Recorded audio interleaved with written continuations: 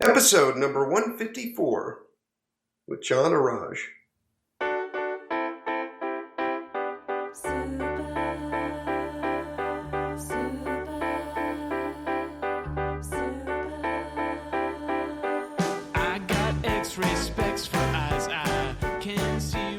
Welcome to the Heads Up Poker Podcast. This is Steve Barton. And this is Mike. And this week we have John Arrage. He's a dealer at your casino, Mike. And what really interested me when you mentioned him was he's won a bracelet, and he did it in 2003, and the same year that Moneymaker won, and he dealt at that final table. And I didn't know that. Yeah, and he won his heads up. He won his bracelet heads up against Kathy Liebert. This is a real accomplishment, obviously. Yeah. So, I'm excited to have him on the show. I just gave him a call a couple of minutes ago, let him know we'll be calling him in 10 minutes or so. And, he's, I think it's going to be an interesting interview. Yeah. I mean, he's just a fun guy, so he'll have some stories to tell. Yeah. How long has he been dealing at the casino at Oceans where you play? I don't know. We'll have to ask him all these questions. Probably before I got there was all I know, or I'm assuming. Okay. He was a dealer in Vegas for many years, and just getting to talk to him, he has some good stories about the old days. Cool. Some of the older people in the sport who are in the game. Yeah. People that you and I probably don't even know, but it'll be funny to go down memory lane. He might have a couple of observations about how annoying I am on a scale of 1 to 10 at the table. He might throw out numbers like 11, 13, 17, Steven, things like that. Steven, I thought 2018 was going to be different for us. But positivity. Speaking of it's hard not to talk about the Bitcoin here. I was waiting for you to bring it up. Well, I just want to do it quickly and just pull the bit. I mean, my God, man. Oh wow! I lost half my portfolio overnight. It was impressive. I did a move that goes against all conventional wisdom, but tell me if this is logical or not. Everything's tanking right now with Bitcoin. It's the time you're listening to this, and mid-January 2018. Bitcoin a month ago was at 20K, and I checked this morning and it was 9,500. And across the board, all of them. Ethereum was up to 14. Now it's at I think bouncing between 8 and 9. Same with all the other coins, all the altcoins. So here's what I did. About 3 days ago, I sold I think it was 30 or 40% of my Ethereum. So I figured it's kind of high. I'll make back exactly what I invested in everything. And, so now I'm playing on even money. It's free roll, And then everything started tanking. And last night I saw Bitcoin was at 11,200, and I took out, it turned out to be $4,200, and then I have half a Bitcoin. And I thought, okay, I'm going to wait and see if this goes down more. I might reinvest it into the market, or if I take it out now, I am well in the green of anything I've put into this, and everything from here on out is just gravy. Okay. So I don't know if that was a good move or not. I was thinking about taking out a little bit of Bitcoin Cash because I have one Bitcoin Cash. I was thinking about taking out half of that, but then another part of me is like, well, that just appeared in your account one day and you didn't even know that you're going to have it. Like, F it, just let it go. But I don't know. I'm glad that we're talking about this now because I wanted to call you about it yesterday, and I refrained because I was like, this is going to just be too good for the show. Well, I've kind of crossed the pain threshold. I'm just trying to be stoically, this is the bottom and it'll move up. But it's so predictable, too. I've been saying it every day kind of to protect myself, just to, all these people who don't have any money. I'm like, this isn't normal. Normally you don't have, because the last month, somebody put this in perspective last night because we were looking at the charts. All these coins that had dropped ridiculously were still ahead of where they were a month earlier. True. A lot of them by 50 or 100%. But so hopefully it'll bounce back.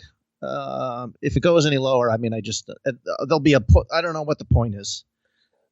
There'll be a point. At this point, we just got to hold. You got to find a hold. Yeah, I was just going to say. I think we even have to buy.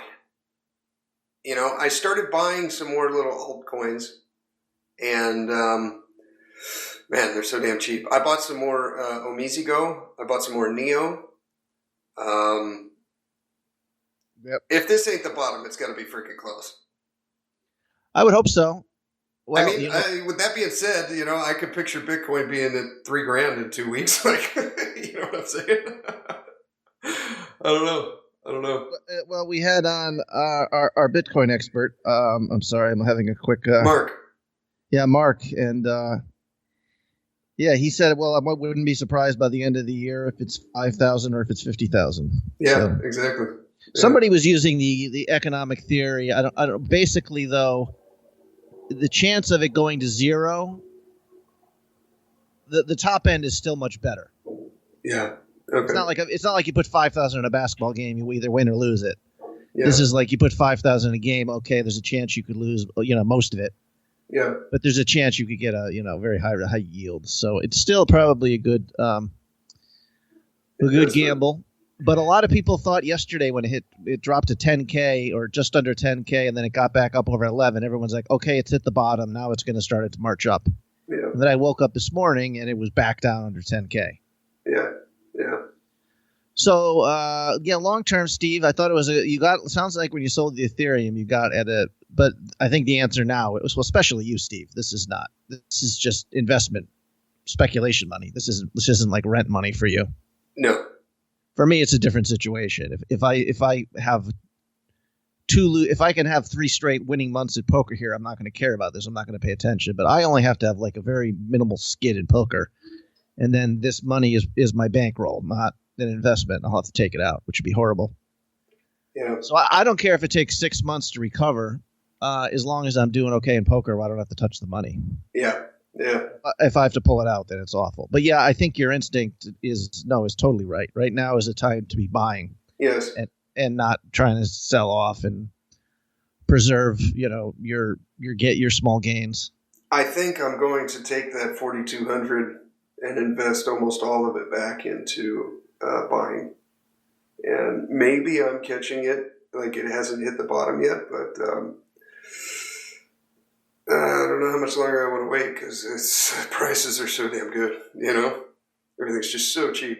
So if you put the money in, I thought you already said you did put the money back in. No, I haven't put it back in yet. No, I took it out last night out of Bitcoin. Now I got half a Bitcoin, and I think I'm going to put the rest into Ethereum's really cheap right now. Litecoin's really cheap. I think that Bitcoin is going to be established for several years, but I'm noticing the more I'm playing around with these coins that Ethereum and Litecoin, they move fast and they there's not that long waiting period. You know what I mean? Especially Litecoin. So I think that there's going to be another coin, if it's not Litecoin or Ethereum, that went out and not Bitcoin, because Bitcoin takes forever. I made a transfer yesterday and it took well over an hour. And what do you mean these transfer? Other ones are quick. Oh, moving it from my ledger to the to Coinbase, and when you move it from Coinbase to Binance or one of these other sites, they take longer than these other coins. And so I think the future is going to be one of those, or one we haven't heard of yet. I don't think it'll be Bitcoin, but I'm sure there's still money to be made in it. I mean, that's the one that everyone's taking that you can buy physical good with. Yeah, I was thinking that at some point, like me and buddy, we've been saying the same thing. Here it's like, well, when Amazon starts accepting cryptocurrency, that's the beginning of the total triumph. They do. You can buy gift cards with it and use those. Oh, okay. So we're right there. Yeah, but I was thinking everybody who's holding crypto like it's gold waiting for it to explode, like everybody who has crypto should be like obligated to like buy one meal with it or pay one little bill every month just to have it circulating. You know what I mean? Right? Yeah. And That's a good point. Because right now, the adoption of the use of it is caused by people using it, not just the fact that everybody's holding it, waiting for people to use it. So it's kind of funny. It's like, not that I'm changing. I'm like, that would be probably the best way to. I think it'll probably go up again. But again, this has been. Literally, it's like I wake up in the morning. It's like, oh, I lost $9,000 last night. Yes. Yep. So the good news is, even right now, if I had to tragically just fucking sell it all, I still made some money. But I've lost. I can't do that. Yeah, I really have to find a way just to hold. And I think Bitcoin will survive. But I don't know if. Yeah, that'll be an interesting talk. From here, we talked first with Mark about I was asking about how the fact that all the altcoins were shit compared to the Bitcoin growth over about a 6-month period. Yeah. And then the last month, 6 weeks, it's been totally the opposite. Bitcoin's kind of held its price or moved up or down a little bit. The altcoins have gone nuts. Yeah. So going ahead now, what happens? I don't know. I think it's going to take a while for the altcoins to come back from this. Yeah, maybe. At least if you're getting in now. I think it's just, even though the prices are really low, like you said, the prices are still higher than they were a month ago. Well, I think you have to look at this as more of an investment, like Mark was saying, as for years. One of these 900 coins, or one that hasn't been invented yet, is going to really win out. It's going to be another Bitcoin. It's going to be another Litecoin. It's going to be another Ethereum. And, that's the game. Is which one is it? But, I don't know what you mean by for years, though, if you buy a coin and hold. I think some of these coins, if you buy them and then, like Verge or some of these that went up, like I can at least applaud myself. Like Tron, I bought at like 3 cents, and then it went up to 28 cents. It was up at 28? Yeah, or something like that. I bought some at 9 cents, I think, or something like that. But that's good to know that it's good. I bought some at 3 and then sold some. It went way up and then dropped. And I sold some at 22 cents and then some at 16 cents and then sold the rest of mine at like 13 cents. Okay, nice. When you're saying hold it, but I do think if people who are getting into these altcoins, whenever there's a big rush, you have to lock up a profit and not just see everything, not see if things is a long term. Because some of these coins, you just don't know what they are. They could be pump and dump. They could be crap. Long term, there's going to be like 1,000 coins coming in every day trying to take them over. So, that's a really good point. If I'd followed that advice and done this when Bitcoin went up to 20K, I'd have locked up 10K instead of 4,200. Yeah, but I think long term, you can't lose money off that. Anyway, I'm just in a big favor of the trying to lock up some profits when these altcoins go up. That's a good point. That's a really good point. I like the idea of still hanging on to some, though, even the penny ones. Because you really never know what's going to be a home run. And if you have something in it, then at least you're not missing out. Yeah, that's why I say. For me, it's like if I ever bought a coin and then I sold everything of it and I didn't have any, if it ever took off, I would be like, God, why didn't I just have 3 of them? They were fucking a nickel each, Yeah, that's true. No, I've done that. I've missed out. I mean, you've already heard me talk about Lumen XLM. I had 150,000 of them at 2 cents, and it got over. Didn't it get over $1 for a while there? It was up around $1. I think it went up to 80-something cents. Yeah, so my original investment at one point was worth about 150K. Yeah, but yeah, I don't know, Steve. Some of these, but like I said, you don't have to sell them all. You buy 1,000 of whatever coin, and then you put 500. I'll put 500 usually immediately at a sell order after I have 100% increase. Yeah. So I've taken my initial investment off, and now I basically have free coin. Now you're free rolling. Yeah. But I don't know, Steve. It's kind of everybody thought they were a genius with this because everybody was making money. True. And then it's like somebody, no, you got to try. Like people are still giving I'm sharing like which coin to get and this, that, to try to pull themselves out of this funk. I'm like, just look at the coins. Every single one has gone down between 20 and like 60% the last 24 hours. Yeah. It's not like some special strategy someone's going to have here to, pull themselves out of it. It's, yeah, I think it'll turn around. But I'm definitely checking that Bitcoin price, because a lot of people thought like $10,000 was like a magic number. Like there's probably a lot of people who have like sell and buy plans for that. Like people who have Bitcoins, like, listen, I just can't see it go under 10K. If it goes under, I got to sell it all. Or there's the other side of it. People who got out a while ago, but are waiting for it to go down to buy again. Yeah. I got one buddy who's ecstatic over all this. He's watching it plummet because he locked up a lot of profits and took it out a month ago. Good for him. Just hoping everything goes up. Everything goes down. So, well, if it goes up, he still wins. If it goes down, he still wins. He cut his risk. That's smart. Yeah, pretty much. Yeah. Yeah. Yeah. Right on. Well, should we bring John in? Sure. Okay. Hello. Hi, John. It's Steve and Mike. How you doing? Oh, I'm good. How are you? Good. Pretty good. So what are you up to right now? You out for a stroll? Yeah, I am walking down Mission Street, actually, back towards the beach. Okay. Cool. Right on. We get the ocean ambiance. Well, we might get it. The closer I get, the waves are about 10 feet today. Right. Good surfing time. Right on. So, anyways, we were just talking a little bit about you, John. I said there was a guy who's dealing at my casino right away who I saw flashing some nice hardware on his wrist. One of the first days I was there. Well, that's because I won the World Series 2003, the 1500 limit event. Right. Well, I assumed you had just beaten a guy up who had mouthed off you at the poker table and taken his bracelet, but no. No, it was a little better than that because I got to beat Kathy Liebert. This way I could have some legitimacy as a player. Yes. Sure. Yes. I was talking about that just before you came on, that you won the bracelet the same year that Moneymaker won the main event. And I want to hear about your final table. About I guess we're just kind of jumping right into it, but I'm really curious about your heads-up match with Kathy Liebert.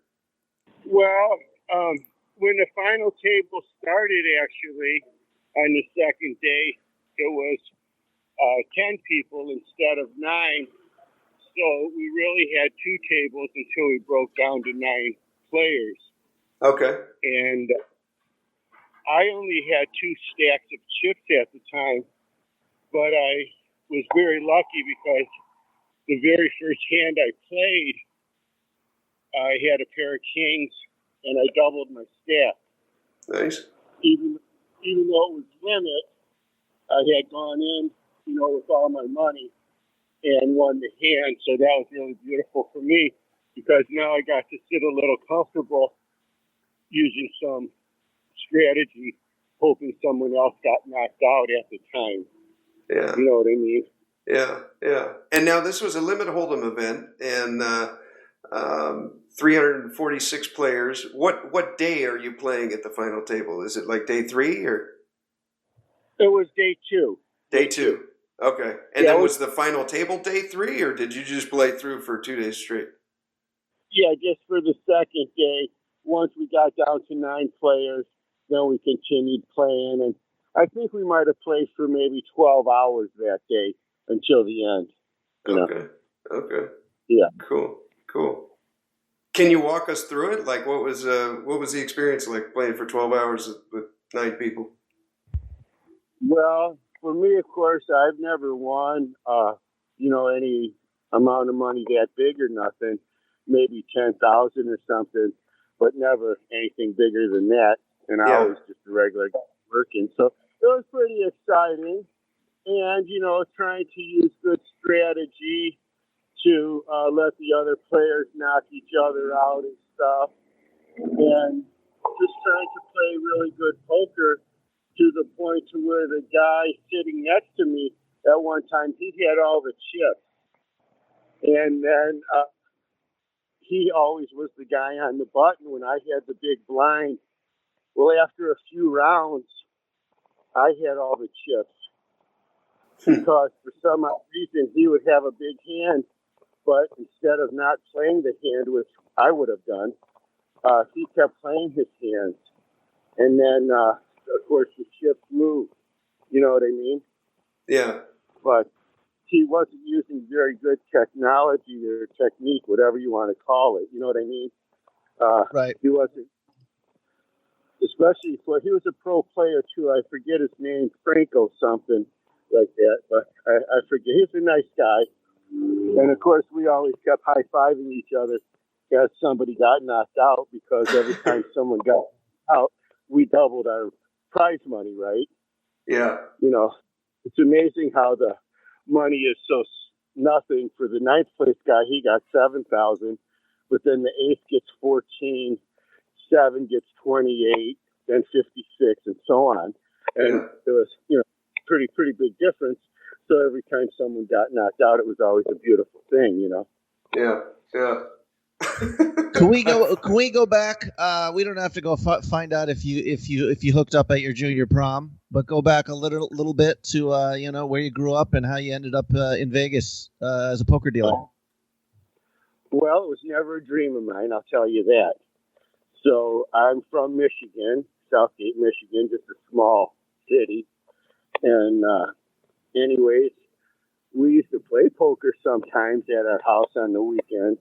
And we always played cards, different games, from euchre to gin rummy to you name it, we played it. Cards were always involved in our household.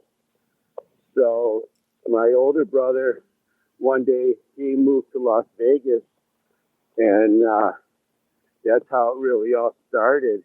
Then my other brother, he moved to Las Vegas, and I'm really good friends with my brothers. So I thought the only way I could be friends with them for the rest of my life was if I moved to Las Vegas too. Then that happened. Then I moved to Las Vegas 1983, learned how to deal poker at the Stardust on the graveyard shift. And the guy who taught me, his name was Mickey Johansson. He passed away, but he was a nice guy. He told me I'd never make it as a poker dealer. And now I think he was mistaken. Yeah, why did he think you were? Did he think you would just get too bored with the game, or what about the game that he think would not jibe with your personality? Or I was a pretty cocky guy, especially when I was younger, and so I already could tell him, like, I knew what the hands were and stuff, and he just thought I was too much of a smart ass. Okay. Yeah. And I always told him, well, if I was fucking handicapped, you'd give me a job because you were the guy who hired the handicap. Right. But I mean, he still was kind enough to teach me how to deal and everything. But Steve Strauss guy, I don't know if you know Steve or not, he used to be a prop at Ocean 11. He was the graveyard manager at Sam's Town. So he used to let me go in there when I would just white shirt it. You didn't have to belong to anybody's company. You could work if you wanted. So he let me deal on graveyard. And then one night, they only gave me a 10-minute break. And I don't smoke cigarettes or nothing, so it was okay. But after the shift, I thought, shit, I might as well go get a job and get paid. So that morning, I went looking for a job. And lucky me, who hired me? Linda Johnson. All right. Yes. And she knew my brother, Sonny. So she liked Sonny, thought he was a nice guy and a good dealer. So she gave me the job. And because I've known her, fortunately, I'm a guy who was lucky, got to deal a lot of the card player cruises, got to deal the World Poker Tour for about 5 years, and had a lot of fun because just those guys being good to me. You know what I mean? Yeah. So it sounds like you went to Vegas and right away we're kind of making like decisions. Well, I need to get a job, but it's not like you were there for 5 years as like a degenerate gambler, who was just and then finally like, fuck, okay, I'll be a poker dealer. No way. I Okay. was working as a poker dealer. Within 1 month, I had my own job. You know, I always worked my whole life, so I always want to pull my own weight. And I was living with my brother, so of course I want to make sure I can pull my own weight. I used to work for free just for chips, just Yeah. because I'm not the kind of guy that don't, you know, I wanted to take care of myself too, you know what I mean? Sure. Yeah. But, yeah, poker wasn't in the cards for me or nothing. But here I am 35 years later. That's what I've been doing. Did you start right away playing quite a bit, or you just deal and you're like, my God, there's just a lot of dumb people here. I could actually make money doing this. Oh, well, you know Play. what? Actually, I've always played cards. So, of course, I played poker once I had a job and money and everything. Okay. And, you know, it's just a young guy learning the game and everything. So my brother, he introduced me to a few guys who are really excellent pros. And so I got to sit behind them and watch them play. And they taught me a lot about the game and how to actually become, you know, a winning player and everything. You know, Okay. That's a cool. lot of things, but you know, it was just learning. Yeah. process. So you considered yourself a poker pro as much as a dealer. I mean, you had like your, you know, 2 nights a week playing poker and 4 nights a week dealing or something like that. You were considered, that was part of your income. You were a poker pro as well. I think so at times. I mean, I would go to work many months with never working, only just playing for my shift. Well, that's You know. probably considered a job then. Yes. I think you can give yourself the title of you were a poker pro. That sounds appropriate. Well, see, I never considered myself a real pro because I always had a job to fall back on. And whenever I went broke, I would just go back to work and hustle up and save my money for a month or two until I had enough of a bankroll to get into a good game. Yeah. You know, Yeah. so I didn't have to be concerned. I never borrowed money or things like that. You know, I was just a guy on my own doing whatever. But see, both my older brothers, they're really excellent players. And I'm not the best player in my family. That's a definite. But both of my older brothers are. And so, because I just like to prove myself too, you know what I mean?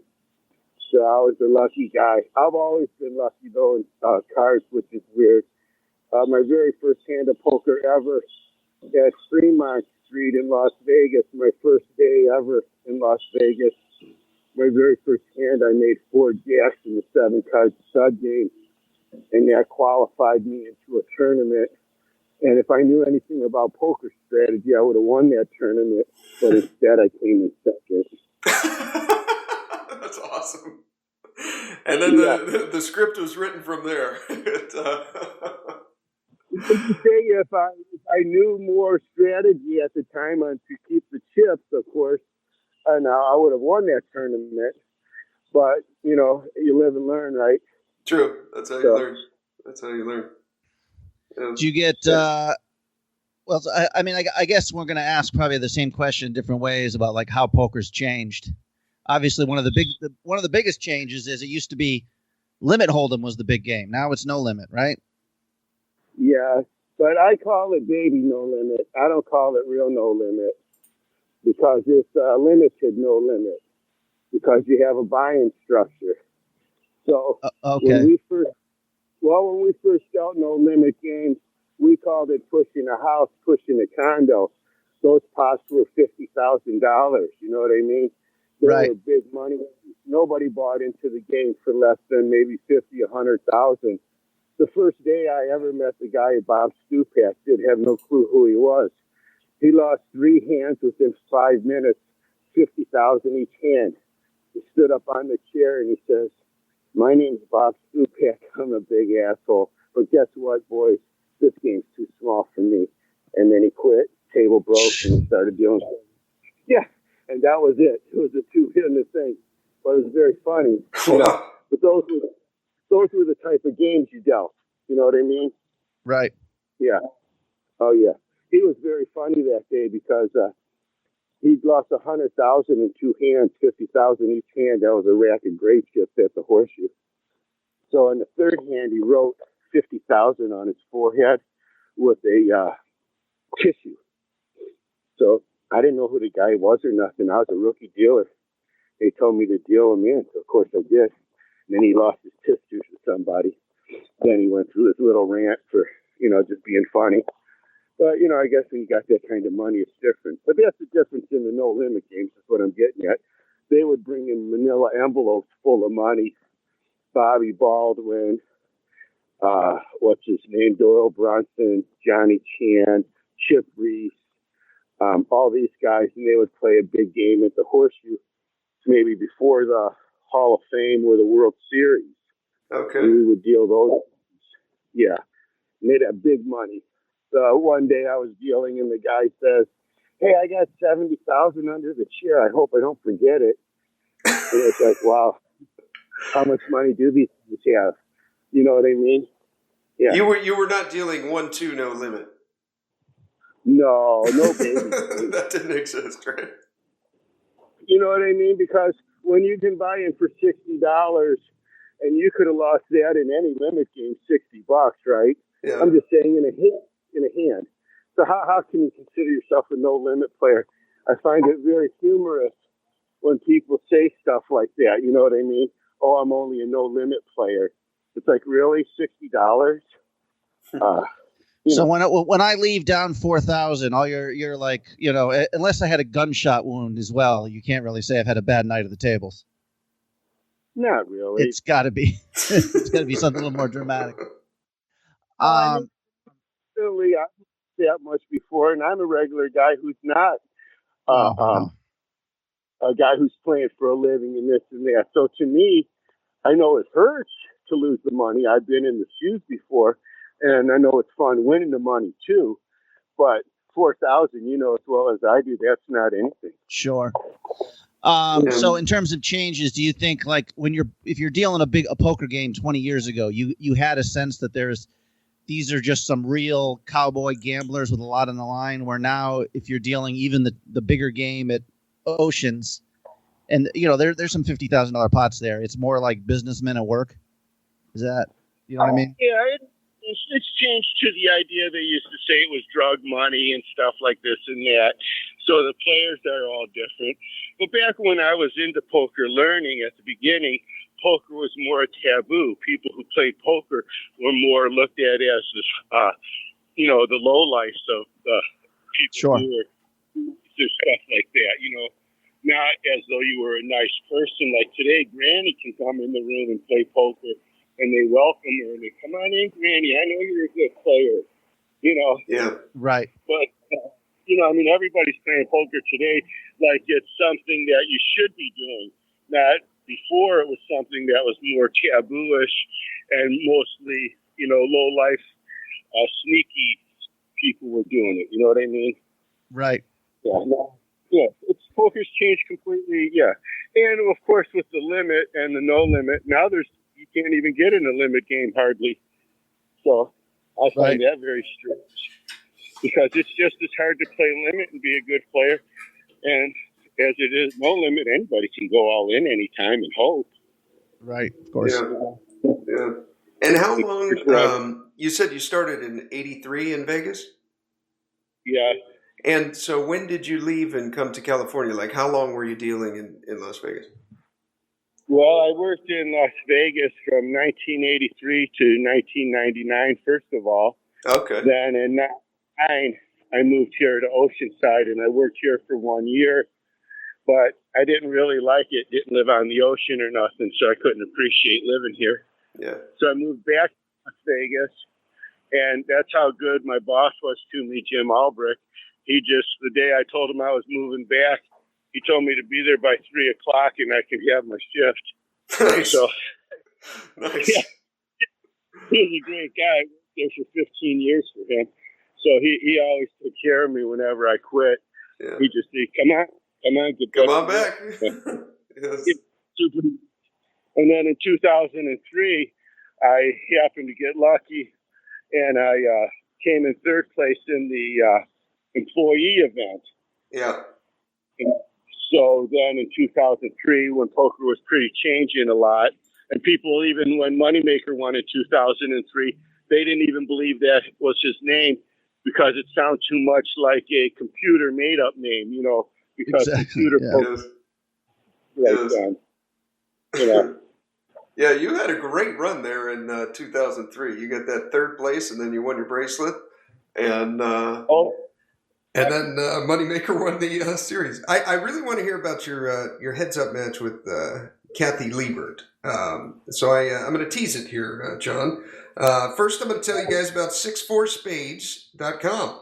Come play with the fish. Join me at 64spades.com. They got low buy-in MDTs, cash games. They got a nightly 1,500 guarantee. I played that one. The first time I played on the site, I got third in that one. I played 2 nights ago, and I just bubbled their 3K. But I love this site. There's no HUDs allowed, so the pros stay away. This is where the fish come to play. It's about as good as it gets. Join me and get your rake back. Use the code HUPOKER and you get 15% rake back. You can deposit using crypto, PayPal, or even a credit card. 64spades.com, where the fish come to play. Okay, John, you and Kathy Liebert, you played the final table. It was 12 hours long. You probably hit some good spots along the way. What are some memorable moments that you remember from that final table all the way up to heads up? Well, I know every time I had a pair of kings, I won. And unfortunately, I probably had a pair of kings that day about anywhere from 5 to 7 times probably throughout that day. So that was very lucky for me. And then at dinner time was me and Kathy only. And I've known Kathy for quite a long time. I'd worked at the Horseshoe for 15 years by this time. And I've dealt to all the pro players many times. I've dealt the World Series 18 years. So I knew Kathy. And anyways, we went and had dinner together. Oh, cool. And then, so while we're eating dinner, we made our own deal. So you weren't supposed to make deals, I guess. Who knows? But we made our own deal. And so if she was going to win, she was going to give me $30,000 at the time. And if I won, then I had to give her $25,000. And so I agreed. I was okay with it all. I actually would have split the money 50-50 with her and played for the bracelet. That's how much I really thought she was a very nice person and everything. And for me to get $120,000 would have been fine. I would have not been upset about that for sure. Yeah. But anyway, we made that deal at our dinner. And it was funny because while eating dinner, she said, "Hey, they're going to start the tournament. The clock's going to be running pretty soon." I said, "Well, what does it matter? It's only me and you. Yeah. Ain't nobody stealing it." Exactly. What I mean? It's funny. So we continued eating our dinner, and when we finished, we went back down and played. And then, at one time she had me probably 4-1 in chips, even though it started off 3-2 in my favor after dinner. But then she had me 4-1. And really, honestly, the best part was somebody in the crowd had yelled, "Kathy, you got him now. You're definitely going to win it, baby." And I always remember somebody just yelling that out, Mm-hmm. And after they said that, I went on a rush and didn't lose a hand. Nice. And that was it. So whoever it was, give her a good jinx. If you got to believe in, what do you call it? Karma. Karma or power of positive thinking, something. Yeah. I love it. I love that you're able to take something like that was, for Kathy and against you and turn it around. And I'm sure luck was a bit of a factor, but that's cool. That's cool. Yeah, luck was it because every hand, boom, whatever she had, I just had better. She was making hands, but they just weren't good enough. Second best. So this is the craziest part, and this is really, prior to me even winning this tournament, months prior, I had told my friends that I wanted to be like a friend of ours who last year, the year before, 2002, he had won the employee event, and then he won the very next day the event for over $400,000. He was a real nice guy, but he had gone broke within that year, and I always felt bad for him. But I always told my friends, hey, I'm going to be like him, and I'm going to win this year, so if you want to be my partners, let me know. So two guys who I still am good friends with and have been for over 30 years now, they decided they wanted to be partners with me. So we went partners in both the tournaments, so they got part of the action. But before I had asked him to be my partner, I already had a dream that I was going to win this tournament. And prior to the tournament, on the day when I got my ticket, I had sat at the final table in the chair I was going to win it in, just because I wanted to psych myself up and say this is how it's going to all come down. Yeah. So, Wow. Oddly enough, at the final table, I started over like in maybe the 7th seat or somewhere over there. But that wasn't where I sat at the beginning in my dream or nothing. I was more like in the 2 or 3 seat. Okay. Well, by the time the tournament had came and there was no one left but me and Kathy, I was sitting where I was supposed to be. That is cool. That is Yeah, cool. because, yeah, and that's just very strange or whatever to me. But and just I think spirit or whatever. But my friends, they knew. I kept telling them I'm going to win. I know it. I just had that somewhere feeling within myself that it would happen, and then it happened, and so that made it even a little more real. There's something about that. There's something about, and I think the listeners can get, about visualizing something before it happens. I had Helmuth on the podcast, I don't know, a month and a half or so ago, and he had several stories just like that. And there's something about that. You know, there's something there. It helps more if you do it than if you don't. And I think that you doing that before the tournament only helped you win. I don't think it hurt you one bit. I'll be honest, even when I play live poker, I do it a lot. Like I'm winning. I I'll knock all my chips over and stack them like I just won a big pot, but I mean, I didn't. And then I just vision myself just keep stacking the chips and stuff. Yep. And then sometimes I've been on mad rushes too, you know. Yeah. And I believe in rushes also because I've dealt poker. I'm working on my second million hand of dealing. Wow. I've seen people go on rushes. I've seen it. I've been many times winning 10 hands in a row or something, who knows, you know, to where it's just amazing at times. Yeah. And then, of course, you know, the opposite rush where your chips disappear. Yeah. You know. Yeah, that's true. So how did this winning this tournament here? Obviously, you had a lot of money for you, I'm guessing, at the time. Did you start playing bigger games? Is there anything you regret, sort of financial decisions, or were you pretty smart with the money? Well, I thought I was being smart, but my worst decision was I got a house over here in California at the time of the housing crash coming. So I bought it at the most expensive and then lost it too. So that part was the bummer. But the best part to me about winning all the money and everything was getting to share some with my family and stuff, and spending some, and you know, vacationing and doing things, and Sure. Just, you know, having a good time. Hell, I've never had 100,000 cash in my pocket before, but I did that day. I walked out of the horseshoe with my shorts loaded up with money, and I was with Nice. yeah, they were my partners, one of my friends and his wife, and so they got their money. Everybody paid their own taxes, which was sweet, and we walked out of there. It was pretty exciting to have 100,000 in my pocket, you know. Absolutely. Yeah, no kidding. It's pretty cool. John's told me some pretty funny stories about some of the old pros in Vegas. I don't know if we can get him up there. It's funny you were talking about dealing some of these big games with the $50,000 hands. Some of these guys, just because they play the big games, are cheap bastards, huh? For tipping.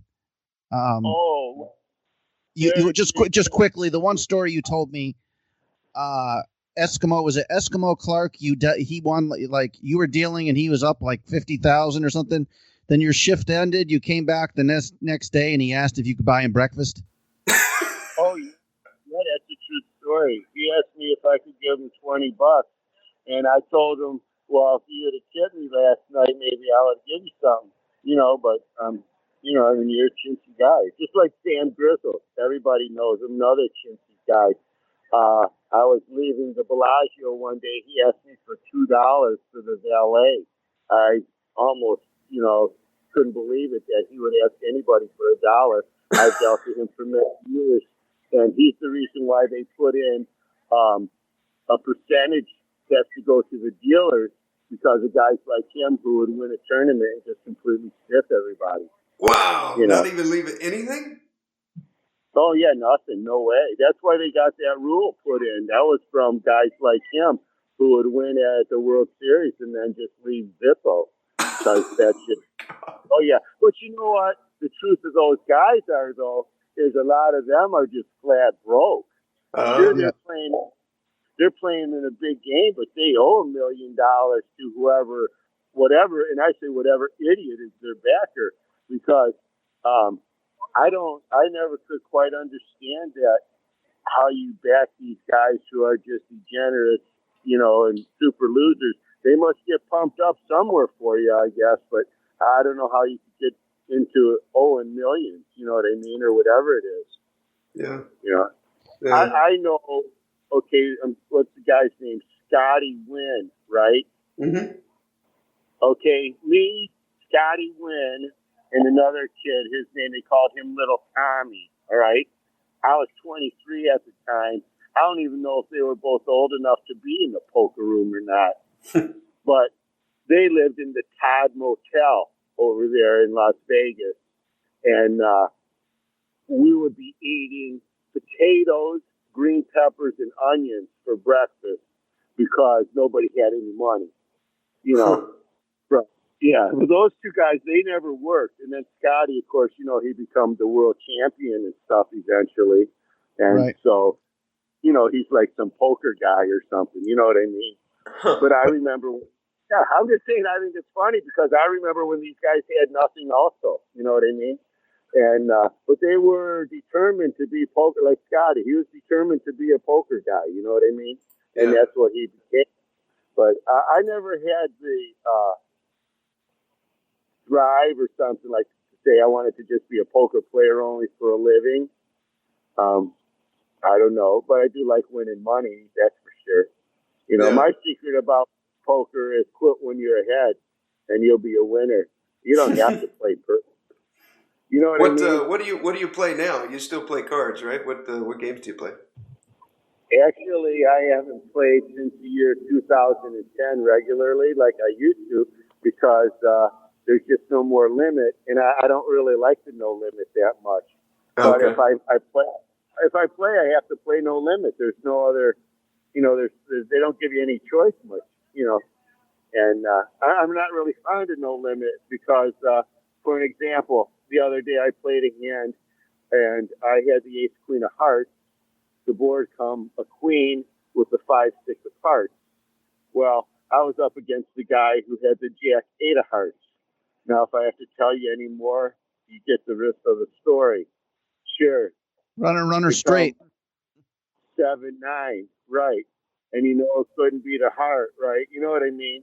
Yeah. But it couldn't be any more sick, Really, the jack 8, you couldn't wait to get in, and then you think you got him by the balls, you know what I mean? You got him to 2 running cards to win. I don't know what the odds are on that, but I know they're pretty big. It was something like 3%, I believe. Yeah, and then that guy, he feels like he's a genius, and for some odd reason, your IQ goes down to 0. Now, if we were playing limit, I know all day long I'm okay with the beat because I'm going to punish this guy for the day. Unless he keeps getting lucky, which I can't see him getting lucky that often. You know what I mean? Yeah. Yeah, it just doesn't happen. And that's what I do like about limit is because you're allowed to be punished once in a while by the idiot who thinks he's a genius. And this way you can still remain in the game and punish him at the end, Yeah. There's one guy who I talked to at the casino, and this seems to go against what my instincts tell me, but he was a limit player for like 15 years, and now he's been no limit for 5 or 6. But he says the variance is actually lower in no limit. Which I don't, like you said, you can lose just one big pot by someone doing something stupid. On the other hand, he said, if you're running bad in limit hold'em, there's nothing you can do. Like in no limit, you can just be at a table where you're stealing a lot of pots pre, and you're 3-betting and they're folding, and you can bluff some big spots. But in limit hold'em, if you just go through stretches where you're not getting cards, there's absolutely nothing you can do. Well, I understand that that's true, but you have to be in a big enough no-limit game to be able to make those moves. It's not going to happen in the baby games. You know what I mean? Okay. In the baby games, you have enough money to ever protect yourself. So anytime you think you're making a move, you have to be too careful because you're going to go busted. And so to me, that's the difference in the games of the no-limit today, is you have to be in a game big enough. Like if you're playing in the 5-5, sure, you could turn your 1,500 into a few thousand and, maybe double your money. So now you have a little something to work with here and there. If you took a $500 bluff at a pot and you won it, good for you. If you took the $500 bet at the pot and you lost it, you still have 5-6 of your chips left to still play. You didn't just go broke because you were trying to win. You know what I mean? So it's a big, huge difference in what you're doing. And then it as anybody else, it's all about money management. So if you're losing in the no-limit game, you quit. If you're losing in the limit game, you quit. It's up to the individual. Poker's not like any other sport, if you want to call it a sport, because you could have 10 wins and 1 loss, but your loss is 10 times bigger than your 10 wins combined. So it's not a 10-1, as in any other sport. Yeah. Yeah. So how do you quickly, I don't know if we can, John lives right on the beach. And I'm here. Yeah. No, Steve, if you're here, we got to come by and see John, because you'll be like, okay, this is, as you get older, Steve is like a student of success. People, what do they do to get ahead? And I just want to be happy. So John is like a model of a happy man. You walk by the beach and he's sitting there in his chair, and he's a little high, and he's playing the saxophone. That's awesome. Watching all the beautiful women walk by, right? I mean, that's pretty good right there. That's pretty damn good, yes. Well, if anybody asked me when I was a kid from Michigan, when I turned 18, actually I even remember breaking up with my girlfriend when I turned 18 because I told her it's time for me now. I got to move to California. My dream always was to live in California on the beach and be a movie star. That was my dream as a kid. And movie star never happened. I'm okay with it. But I am living on the beach, and I really enjoy that a lot. It is amazing. Even like right now, while we've been talking, I walked back from the casino, and I'm standing up here on the Tyson Street Park stairways while we're talking. So, it's hard to beat it. That's cool. My thing is, what I say now is I don't want to die and go to hell. I'm already in heaven and paradise right here. You know what I mean? So I don't want to take the chance. I know it's not going to get any better than this. You need people to put things in perspective, because at the casino, half the time I'm listening to people, the sky is falling, and now with the Bitcoin, I'm losing this, I'm losing that. And whenever I walk by John's place, I'm like, you know what? Life is good here. Yeah. Could be. Well, I always just say the casino, it's a lot of black clouds, but it's provided me with a good living, so I can't have nothing to say about it. I always say the words casino, in Spanish. That means like hardly ever. So I figured it must have been 2 Spanish guys thinking, hey, do you ever win over there? Casino. Yeah, I think we had one discussion, and I was talking about poker players complaining about bad beats, and you're like, you know what? I get to leave every day with a paycheck. I leave with money.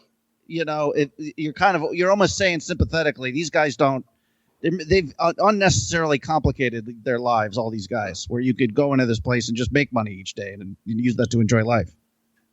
Well, I call it Bank of Ocean 11. I go there to make a withdrawal, not a deposit. Yeah, exactly. Yeah. And that's how it works for me. You know, you've seen me work all the time. I try to be an upbeat person and just pay attention to what I'm doing and do the game. I try to be, professional at my job. But I also know that by being professional at my job, the people who are professionals actually appreciate it. Yeah. And I understand that because I know that that's just like any job. If you do it, with respect to the job, people understand that and they appreciate it. So I've always made good money working. I think I have an okay life. You know what I mean? Nothing to cry about. And it's just an easy way to make a good living. It's tough on your body dealing poker. It's not like any monkey can do it, like people say. And like I say, like winning the bracelet, I only wear my bracelet every day at work because I want people to understand that when they're looking at me, that, look, I know what's going on in the game, too. I'm not just over here slinging cards like I don't know what's up, There's nothing better than having a dealer that knows his job and is good at it when you're sitting at the table. Because at that part of your mind, you can turn off about counting the pot and, all it's taken care of. It's nice. Well, you don't want to babysit the dealer when you're trying to concentrate on the game. Exactly. I know. I understand that, and I don't want nobody to think they have to babysit me either. You know what I mean? Yeah. Like a lot of times, people always want to help you. So I tell them, look, if you're going to help me, be right. Otherwise, don't help. You know what I mean? Yes. I want to be interested. I'm trying to work also. I don't go to other people's job and try to help them all of a sudden. You know what I mean? Yeah. Hey, I'm here. What do you need? No. And so I just know, and knowing a lot of poker people and knowing a lot of poker pros, and I understand that that's what they appreciate, somebody who knows their job. Yeah. Yeah. I want to hear about your the 2003 final table. So you'd gone through, you won your bracelet, and Okay. now we're down to the final table of 2003, where Moneymaker and Farha. Are you talking about how he dealt the final table? Yeah, oh, okay. yeah. I want to hear about that. First, I'm going to tease it, though, John, and I'm going to tell you guys about Elliot Roe. Yes. I will not play a hand of poker unless I listen to that man's voice first. Meditation tapes just before you play. Get in the right mindset so that you can focus on poker. Listen to an MP3 before you play. Put it right on your phone, your computer, your tablet. He's got MP3s for everything. Relaxing the Poker Mind, Hypnosis for Life Value Pack, the Simple Volume System. You can try his Poker Mind Coach courses, and then you get all of his MP3s for free. Try it for free. There's no obligation. Listen to his 7-minute Tilt Buster. It's free. From me and Elliot to you. This is the next step in poker. The Mindset Advantage by Elliot Roe. Use the code HUPOKER. You'll score yourself a discount. You'll find the link in the show notes. HUPOKER. Okay. Did you come in and did you deal? You must have had to take shifts at the final table because it took a long time, I'm sure, right? Yeah, they usually have about maybe 10 dealers come in to deal the final. This way, you don't have to go through more than twice. Okay. They don't want the dealer all the time. So what happened, I was very lucky. Well, first of all, for the taping and everything for the final event coming up, they used my bracelet because they didn't have the platinum bracelet at the Horseshoe at that time, and I was working. Cool. If you ever went to 2003, when they're panning over the money, you can see that's my bracelet, and if you stop it and look, you can read it with my name on it and everything. Oh, that's so cool. That's always, so that's my claim to fame. But I was lucky, ESPN was doing it and everything. I think it was one of the first times it was going to be on TV pretty big. So I was the first dealer to start the game 9-handed. And then when I was at the table, everybody in the room, including the players, all gave me a standing ovation because I had my bracelet on while I was working that day, of course, because it's already been, maybe 10 or 15 days into it that I've still been working. I work at the horseshoe, so I'm still working. Yeah. And so I got lucky. So I started it, so that was it for me. That was pretty nice of them. They gave me a standing ovation like I was somebody or something for a minute. So that was it. But to say I remember much of the dealing, I don't really remember so much as when I was watching, because I was fortunate enough to be able to sit real close and watch. Yeah. And the most I remember of the whole thing was the ending, when Sammy Farhar would have won one hand prior to him losing if he would have just called Moneymaker, but he threw his hand away, thinking Moneymaker might have had him beat for some odd reason. I don't know. It was hard to believe, because I always thought Sammy Farhar was such a seasoned player, much better than Moneymaker. I thought for sure Farhar was going to win.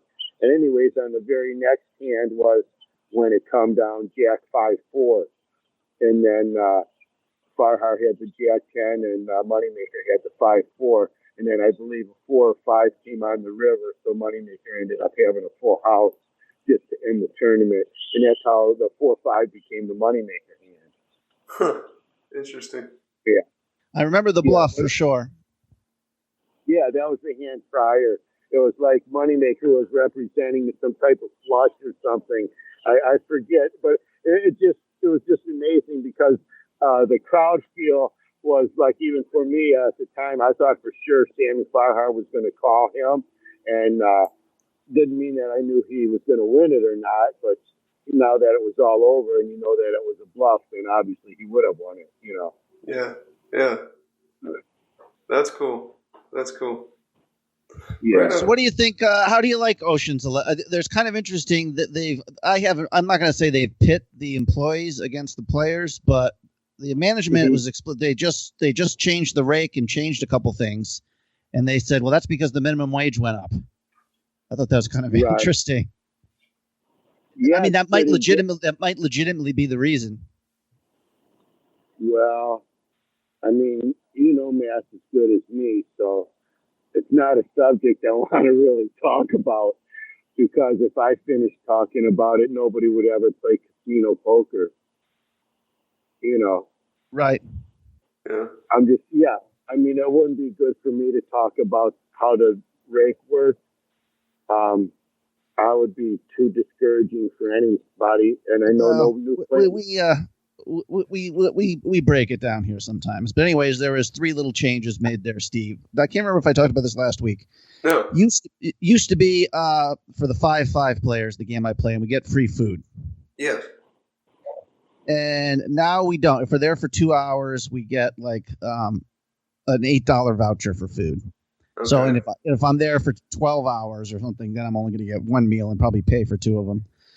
So they changed that, and now there's $1 that comes out pre-flop if there's no drop. They changed that, and they changed the way they do the drawings too. So these are all, but they might be better for the casino because for various reasons. But anyways, it is just kind of interesting. But overall, John, how do you feel about Ocean's 11 Casino for the players? That's a good place. That's just a good place to play poker, isn't it? A lot of it maybe just has to do because we're near your house, near the beach.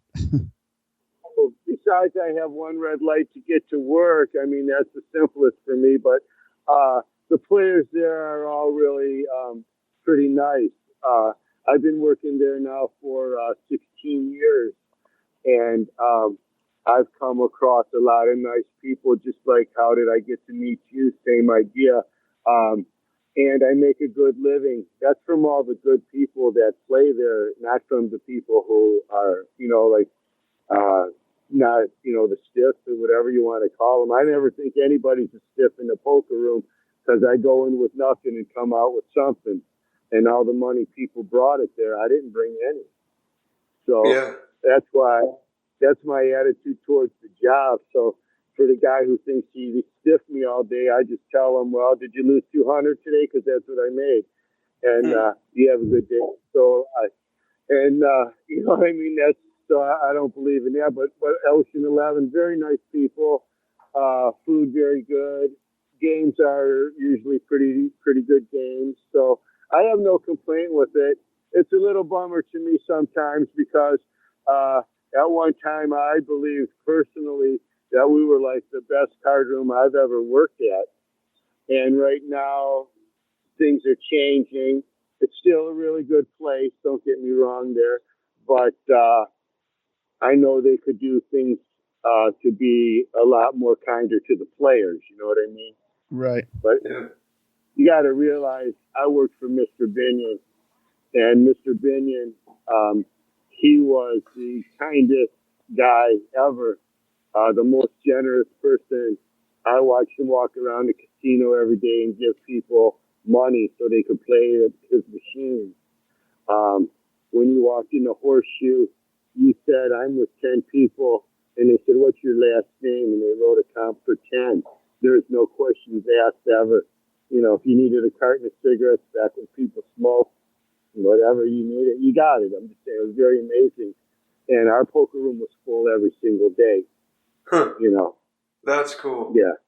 That's cool. Yeah. So, you know, to move to California, it's a different style. Like the here, we pay for our food in Vegas as a dealer. Most casinos you get to eat for free, and good food. Not, you know, Sure. You have no, it's great. Not you your know, grade school cafeteria. Oh, it's amazing. You know, I remember working at the Horseshoe, right? Because we had the Hall of Fame in the World Series. A lot of people dealt those and had their employee badge for that. You know, they never turned it in or nothing. And I would find them up in our EDR. And I'd say, hey, you guys, you don't work here anymore, do you? And they say, no, we just eat every day. Which I thought was pretty funny. You know how we live close. We just come here to eat for free. So I just always thought that was pretty funny. Well, some of these these old casinos were probably not long ago were almost like family businesses. So now everything is corporate, where somebody's done the calculations and knows, well, this is the exact amount of comps we can give per person per dollar to get the maximum amount, and this is, you know what I mean. This is we can, yeah. Things change drastically, and especially like from Las Vegas, you know. Everything's changed so much. It was just a little town when I first lived there, and the mob ran it, and it was a lot of fun.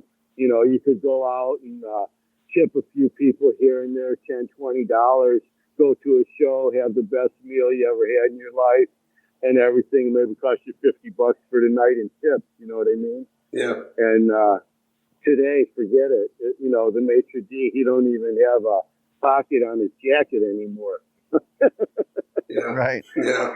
You know, they used to walk around with their hand behind their back, remember? Yes. Yes. Makes me want to watch Casino again. One of my favorite movies. Yeah. Oh, that's so true. It was like the most true to me, Casino, the movie, of how Las Vegas really is, you know. I always used to say if they had a sign that says, come work in Las Vegas, we'll feed you. You know, that's what it should say, because everybody who works in the casinos, you know, they're broke half of the time. In our casino, we had people who would go broke on their breaks. Come in broke, play what money they made on their break, go broke, and leave the casino at the end of the night broke. Wow. And yeah, for many, many years. You know, I mean, I've worked with these people for 15 years. I've seen guys have $5,000 at midnight and in the morning asking you to buy them a cup of coffee. Seen guys with $50,000 at midnight and in the morning asking you to buy them a cup of coffee. You know, so. Well, because you never had that real degenerate part of you, you've. It's amazing you've lived that long in that world without being entirely subject to the pain, probably, which is good. You should see that in others, obviously, every day. Oh, horrifying to me to think that you work so hard that you're going to be broke a lot. And then, like, to me, machines, I never had any. I didn't get the idea that you would go home, take a shower real quick, and run back to play a machine to lose your money. And the first time I ever played 21, right? Okay, I got 21 and lost. And I didn't understand, how could I lose? I had 13. I took a hit. I got an 8. I got 21. The dealer turned over a natural blackjack. Natural blackjack trumps 21, and you lose. I never played that game again. I said, what the heck is going on here? You know what I mean? That was the first experience of the game 21. And I was mad. I mean, when I was younger, when I got mad, I'd stay mad for hours. And it wasn't real good for me to be mad, but I'm saying I was just, not mature enough to get over the madness. And after that happened to me, I remember I was mad that whole day. I couldn't stand it. I just couldn't believe what kind of game is this? I had the magic number and didn't get paid. Yeah. They took my. I was at the table, like an idiot, and I'm telling them I want the manager over here. I want the.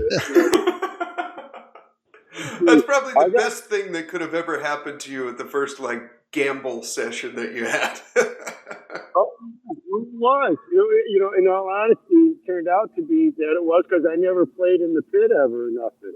Yeah. And I lived in Vegas for 20 years, and I was not a guy who ever experienced being in the pit, because that was mostly the reason.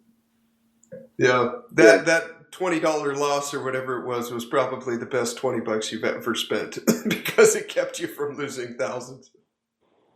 Oh, sure, because everybody who lived in Vegas had some kind of vice.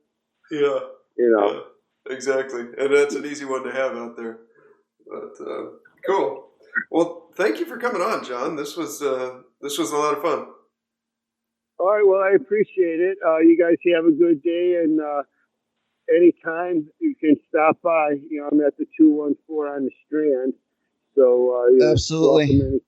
Right on. I'll try to. I was going to ask Steve if I'm at the top of the list for annoying guys to deal at the poker table. So if we won't even ask that question, but we'll try to remember that. Listening to this reminds me that your job can be hard too. Oh, it's very funny because people don't realize it, but check it out. If I'm not paying attention from the beginning to the end of my job, I'm not even doing it. So you have to look at it like that if you really care, instead of just like so many people. Sincerely, to me, it annoys me when people say that anybody can do my job, because I can't do anybody else's job sometimes. You can't say, oh, I can do that, I can do that. You can't. The thing is, it's just that whatever your job is, you have to do it good. So for the people who think that dealing poker is just the simplest, mindless job, they have no clue. They really don't.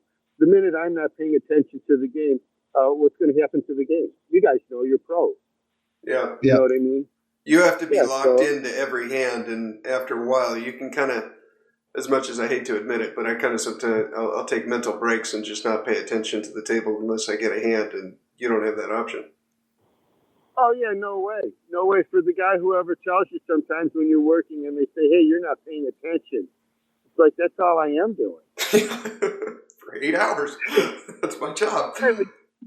Yeah, I ain't doing nothing else but that. You know what I mean? So I'm really glad that pot's legal now. After work, you can go home and bird a fatty and relax, and everything's legal. So it's a beautiful thing. Yes. I like your attitude, John. Well, I think I'm going to come down and visit Mikey here in the near future, and we'll swing by your pad and listen to some sax. Okay, well, you're always welcome. And you guys have a great day, and thanks for having me on your show. Right Thanks, on. John. Thanks for being here. Take care. Oh, all right, take it easy. What a cool guy. Nice get, Mikey. I mean, I think it was the raven pecking at his window until he finally opened the damn thing and took the note. But thanks for getting his info. Yeah, it's good. I don't know. Yeah, he's just an interesting dude. I don't know. Again, it's sometimes the interviewing is a delicate art here, Steve. Sometimes we bring that out in people, sometimes we don't. But yeah, like I could say, I'm just always anybody who looks, especially in that, or maybe it's we're hitting on it. It's a stressful world here for the players, anyways. Yeah. And for everybody. I mean, like the dealers, too. Sometimes you get the assholes are yelling at them. And John is just a guy you can tell he's just enjoying life. So the one day I saw him at the beach sitting there, and he's stoned and he's playing his saxophone. Beautiful day, right on the water. I'm like, okay, this guy's got it figured out. Yeah. He didn't become a movie star. He didn't make $1 billion, but, That guy's got a constant smile on his face. You can hear it in his voice. Absolutely. Yeah. Right on. Alrighty, brother. Well, you gonna head out? Yeah, I gotta go get my boy here. He's very excited here. I used all my crypto profits to get a pretty nice place, including get him a nice PS4 player and some new games. Cool. Good. He's very happy. Good. I'm glad the new place is working out for you, and yeah, it's working out good for me here too. This is a nice place. I like it a lot. It's perfect for me. I got a cool little backyard. The rent's not too expensive, and I just planted a tree last week. It's a citrus tree, and it's been grafted with 4 different types of citrus. So I got lemons, limes, oranges, and mandarin oranges. Wait, they all come from the same tree? Well, do you know what grafting is on trees? No. Okay, grafting is basically you take a host plant. So let's say you have an avocado tree that has really good root system, but it produces these little tiny avocados that aren't even really edible. And then you have another avocado tree that produces these wonderful avocados, but the root system isn't very good. So the thing, after about 10 years, it'll just fall over. What you do is you take the root system from one and you cut kind of like a V in the tree, and you basically cut off the top half. And then you do the same thing, except the opposite end to the other tree that has great fruit. And you put them in there, and you put like this tar stuff in between them, and eventually they grow together. And now you've got this bitchin' root system with great avocados. Well, they took this and put it on like steroids. I'd never seen a tree like this before, so I just had to get it. It was at Lowe's or Home Depot. And it's a citrus tree, and they've grafted 4 different types of citrus fruit on there. So each little branch already has little tiny, oranges or limes or whatever on them. So it'll probably be about a year or so, but then it should be producing good fruit. It's kind of pretty like cool. these designer puppies, Yeah, exactly. You want half Chihuahua, half Dalmatian. Dalwawa. That's what I want one of those. Right on. Cool. Alrighty, brother. Well, you have a good one. Okay, I'll talk to you soon, bro. All right.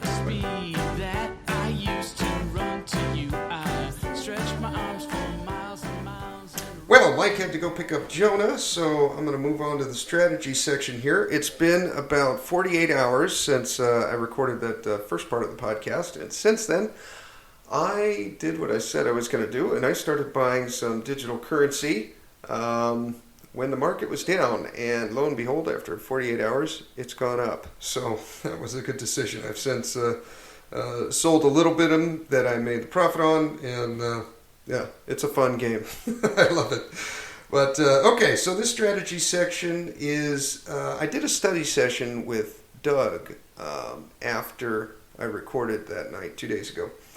And an interesting hand came up. Doug had a hand history from a final table at a 5K event. He played a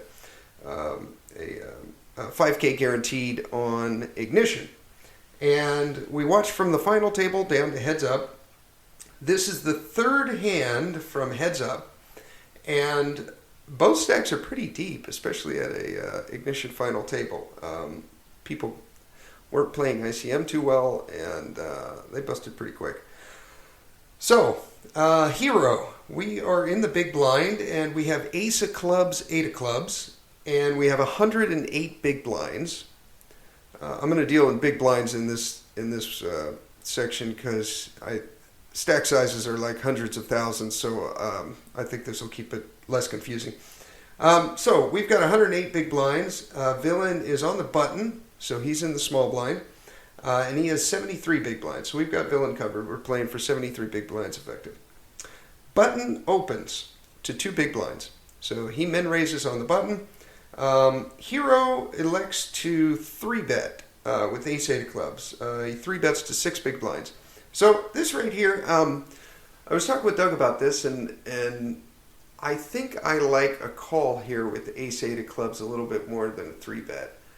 I don't want to get 4-bet off my hand, and although there is some value in taking down the pot right now, I would much rather 3-bet here with things like with the offsuit aces.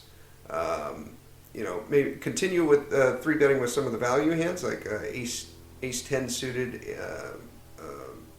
ace 10 off and above, and call with things like ace 9 suited, ace 8 suited, ace 6 suited, all the lower suited aces, and maybe 3-bet with things like the wheel aces offsuit, all the way up to ace 9 offsuit, something like that. Because my reasoning is I'd rather see a flop with a suited ace than a non-suited one. I'd rather win it right now with a non-suited ace.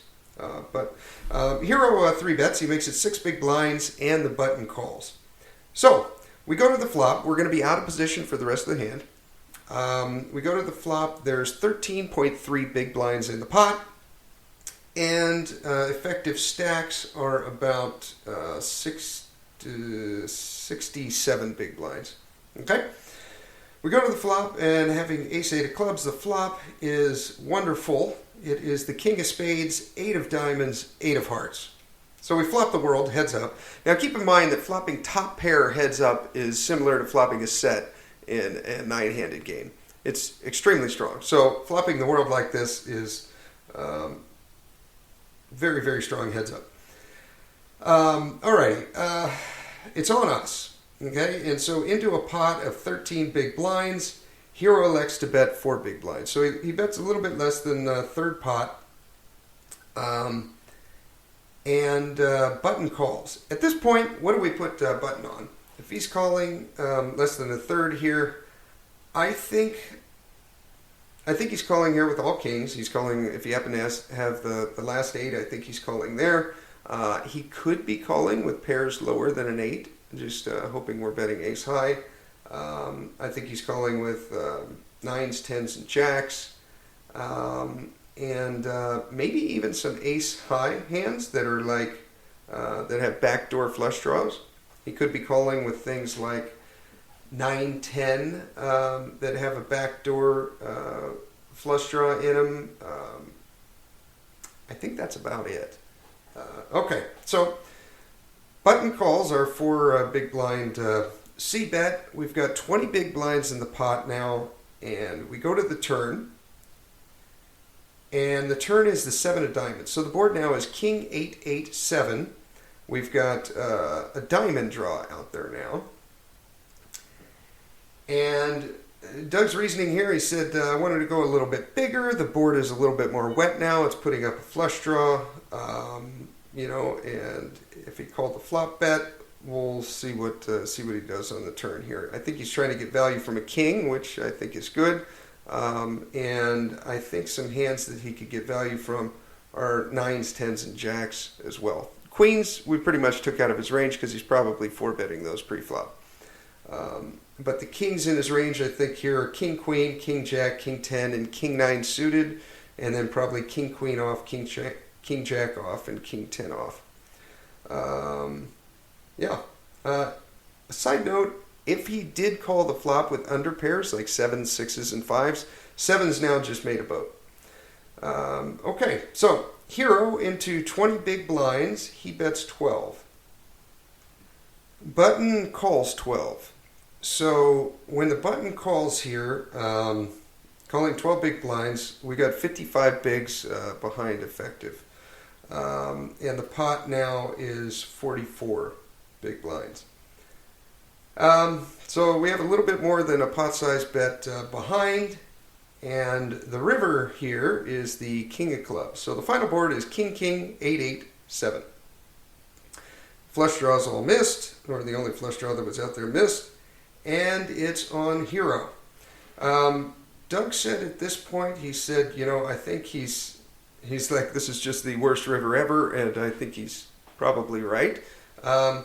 It's there's a lot of King X in Villain's range. We ran it through the equity calculator, which you can do as well if you download a program like Slice or Equilab, one of those. They're free on the internet. I use them probably 3 or 4 times a week. It's awesome.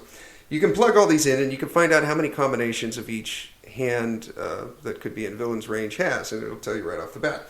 So we plugged in the ones I told you about, King, Queen suited, all the way through King 9 suited, and then King, Queen off down to King 10 off. Those, if you run through the hand, start to finish, and you imagine having those hands in your Villain having those hands, that kind of makes sense. He raises on the button, we 3-bet, he calls. He could do that with those kings. Then on that flop, he's not going to fold a king. He's not going to fold a king on the turn to that. And then when he rivers, the better boat, what do we do now that it's on us? He's got a lot of those in his range. I think he also has a couple combinations of 8s with hands that we're splitting. So he has 8-7 would make sense. 8-7 suited. He raises on the button. We 3-bet. He calls, being this deep. I think a lot of Ignition players would do that. Same thing, if he's doing that with 8-7, then he's definitely doing it with 8-9. And we also put in 10-8 suited. Might be a stretch, but I think that might make sense.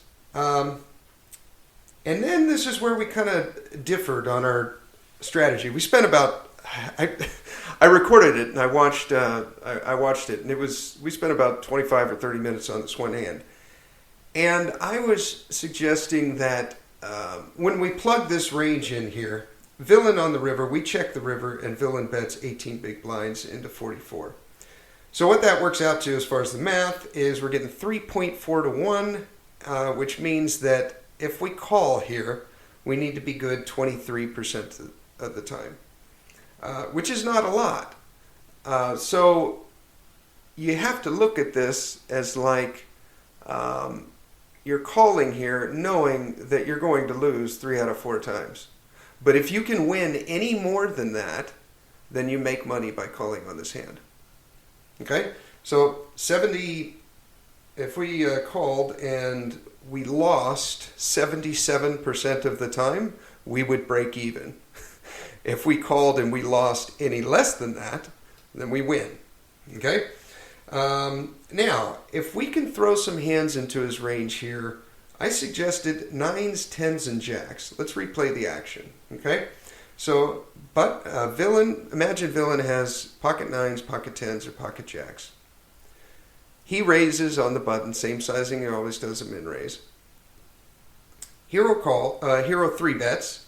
Now with 9s, 10s, or jacks, is he really 4-betting there? 73 big blinds deep. I think we could even put in like half the combos of those. Maybe half the time he 4-bets with 9s, 10s, or jacks. Half the time he doesn't. Maybe we say that he always calls with 9s. 4 out of 6 times he calls with 10s, and 2 out of 6 times he 4-bets with them. And then maybe half the time he calls with jacks, and the other half of the time he 4-bets with jacks. So we can kind of plug around and play with those combinations right there. But I think this is the range of hands that we're facing on the river. Another one that would also make sense, I believe, is pocket 7s, which would have given him a boat on the turn, but it would be worse than our boat. So what is Villain betting this river with? We got 44 big blinds in the pot, and he bets 18. Why would he do that? Is that a bluff, or is it a value bet? Looking at this, I think a lot of the times he is going to have a king. We got 52 combos of that. But I also think that there's a fair amount of times that he's value betting 9s, 10s, or jacks there. When you look at it from his perspective, he got 3-bet pre-flop, he calls. Then with 9s, 10s, or jacks on a board of king 8-8, 9s, 10s, and jacks are looking like a bluff catcher, right? Doug, the other guy either has an 8 or he's got a king. So you're either crushing him, where maybe Doug has ace high, or you're winning. Or you're losing to a king or an 8. Then on the turn, there's a 7. nines, tens, and jacks are still an overpair to they're just under the king, but they're over the 8 and the 7s. And then the river's another king, making it unlikely that Doug has a king. I mean, in his spot, I might throw in a tiny little value bet like he did with 9s, 10s, or jacks and hope to get called by something like ace king, ace jack, ace 10 that Doug might have. When Doug checks that river there, I think he's either got a king or an 8 or he has nothing. And by the villain betting a small amount there, he can extract a little bit of value from maybe like ace high. So when we run these numbers, if we put in that villain only has king X and pocket 7s and 8-7, 8-9, and 10-8, which we're splitting with, then it becomes a fold. It comes down to, it's a pretty clear fold. Then for bluffs, now if we also put in some combos of 9s, 10s, and jacks, then it becomes a call. It becomes a check call. If